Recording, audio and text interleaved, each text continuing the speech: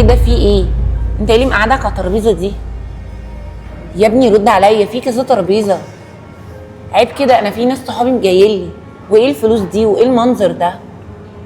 بس صوتك عالي. ايه رايك تتجوزيني وتاخدي ال 100,000 جنيه دول؟ 100,000 جنيه؟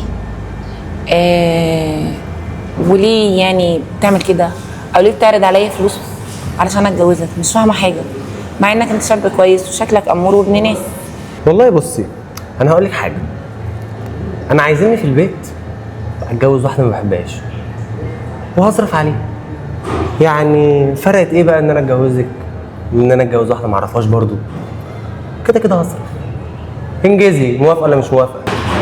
انا مش فاهمه، انت بتعرض فلوس عشان تتجوزني، مع انك ممكن تتجوز اللي اهلك جايبينها لك وما تعرضش فلوس ولا تديها حاجه.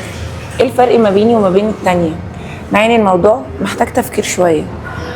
انا ممكن افكر بصراحه. 100,000 مبلغ يخليني اوافق، بس 100,000 برضك قليل. ممكن تكتر المبلغ شويه، يعني ممكن 500,000 وانا وافق على الجوازه. تمام؟ والله لو 100,000 مش عاجبينك انا موافق على نص مليون. و اي حاجه خديهم بالدولار وخلاص. بس يلا بينا.